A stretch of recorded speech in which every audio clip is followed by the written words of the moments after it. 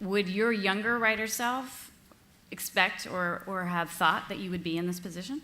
No, I knew I never wanted to be a showrunner because I saw from my very first jobs that wasn't the part of the job that was the bits I liked or was good at. And so it was only when I sort of had the tantalizing offer and someone saying like, "I think you can do this," and I was like, "Yeah, maybe I can." Oh, yeah, no. What about you, Bill?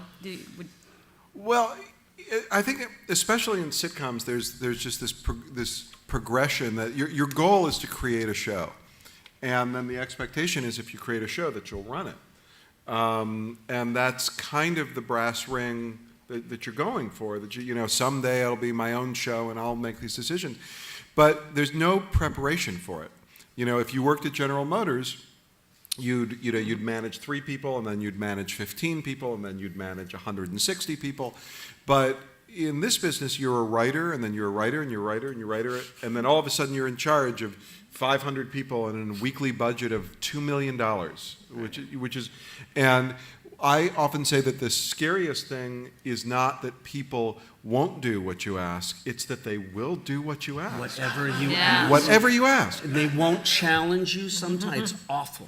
No, and if the ratings are going well, there's nothing. So we did a thing, and we wanted to do a big night shoot with a huge crowd of people and dress a whole street on the Warner Brothers back lot, and there was a crane and stuff like that.